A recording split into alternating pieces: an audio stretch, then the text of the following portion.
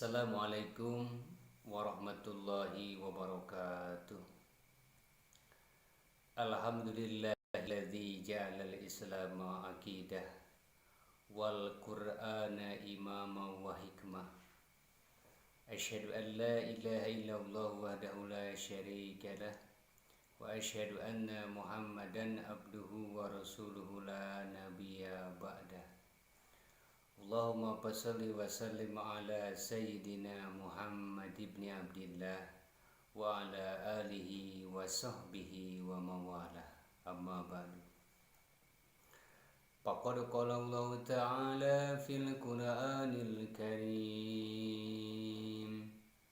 A'udzu billahi samii'il 'aliim minasy syaithanir rajim. Bismillahirrahmanirrahim.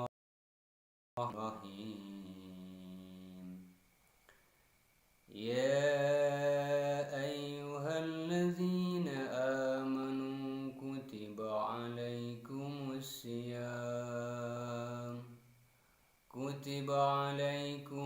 siyam kama kutiba alal ladzina min qablikum la'allakum tattaqun.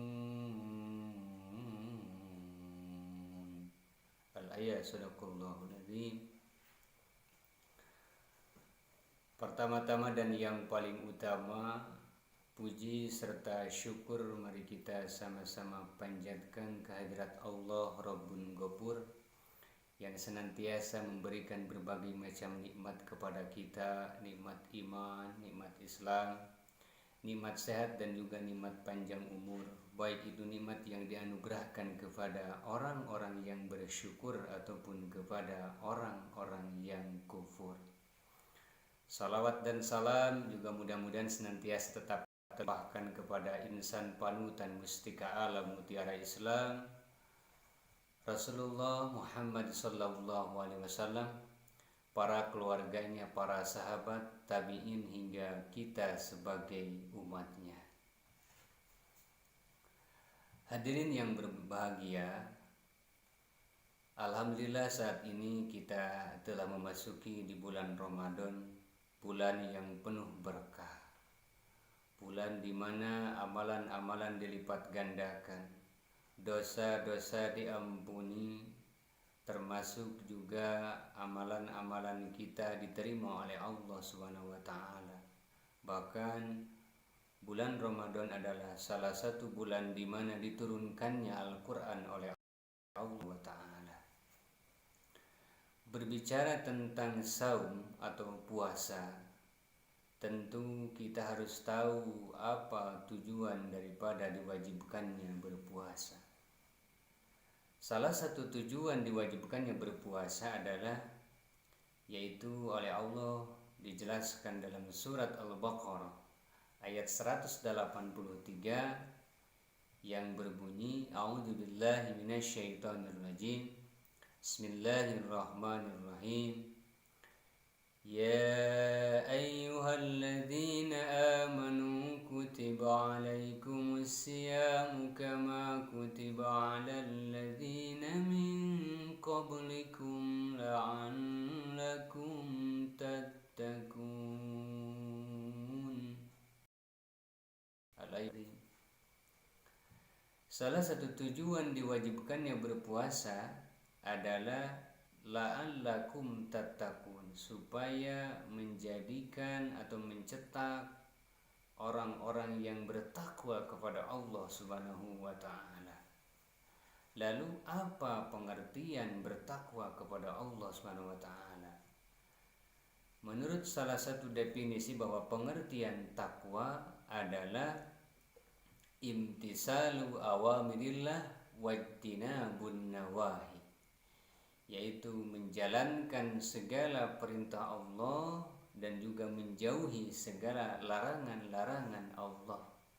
Ketika Allah mewajibkan kepada kita berpuasa, maka laksanakanlah puasa itu. Ketika Allah mewajibkan kepada kita melaksanakan sholat, maka laksanakanlah sholat itu. Ketika Allah memerintahkan kepada kita untuk zakat, maka kerjakanlah, keluarkanlah zakat itu. Itu salah satu contoh melaksanakan perintah Allah. Lalu ketika Allah juga melarang kepada kita untuk berbuat kezaliman, maka tinggalkanlah kezaliman itu. Ketika Allah melarang kepada kita untuk berbuat dusta, berbohong, maka tinggalkanlah dusta dan kebohongan itu. Karena apa? Karena itu adalah menjadikan dosa di hadapan Allah Subhanahu wa ta'ala. Hadirin yang berbahagia, as-shaimin was-shaimat, bahwasanya tidak cukup sampai di sana. Ada di antara ciri-ciri orang yang bertakwa kepada Allah Subhanahu wa ta'ala. Di antaranya Allah menggambarkan di surat Al-Baqarah ayat 3 bahwa salah satu ciri orang yang bertakwa kepada Allah itu adalah yaitu alladzina yu'minuna bil ghaib, yaitu yang pertama adalah mereka yang meyakini dan beriman kepada yang gaib. Allah itu gaib, maka dia percaya keberadaannya. Malaikat itu gaib, tapi dia percaya keberadaannya. Surga dan neraka pun itu gaib, tapi dia percaya keberadaannya. Jadi meskipun tidak terasa, meskipun tidak terlihat, meskipun tidak terjangkau oleh akal, namun ketika dia mengaku beriman kepada Allah dan bertakwa kepada Allah, dia percaya bahwa semua yang gaib itu adalah dia percayai dan dia yakini. Karena ciri orang yang bertakwa adalah dia meyakini, dia percaya kepada hal-hal yang gaib.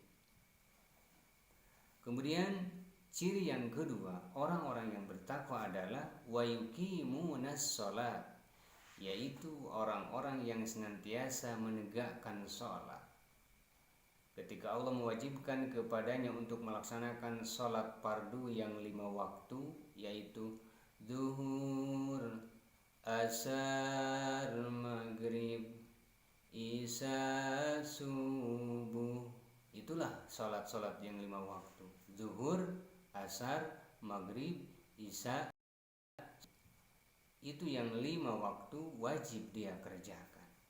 Ketika dia mengerjakan, bukan sekedar mengerjakan, tetapi dia punya tanggung jawab.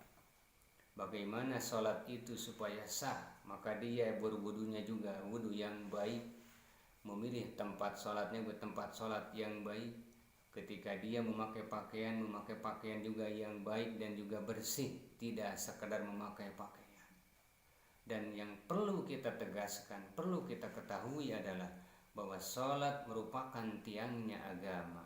Sebagaimana Rasulullah SAW menyampaikan dalam sebuah hadisnya, as-salatu imaduddin, bahwa sholat itu merupakan tiangnya agama.